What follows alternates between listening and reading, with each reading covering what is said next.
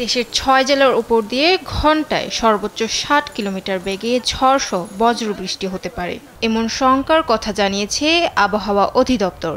মঙ্গলবার ভোর ৫টা থেকে দুপুর ১টা পর্যন্ত দেশের অভ্যন্তরীণ নদীবন্দরগুলোর জন্য দেওয়া এক সতর্কবার্তায় এ কথা জানানো হয়েছে। সতর্কবার্তায় বলা হয়, খুলনা, বরিশাল, পটুয়াখালী, নোয়াখালী, চট্টগ্রাম এবং কক্সবাজার অঞ্চলের উপর দিয়ে দক্ষিণ অথবা দক্ষিণ পূর্ব দিক থেকে ঘণ্টায় ৪৫ থেকে ৬০ কিলোমিটার বেগে অস্থায়ীভাবে দমকা অথবা ঝড়ো হাওয়া বয়ে যেতে পারে।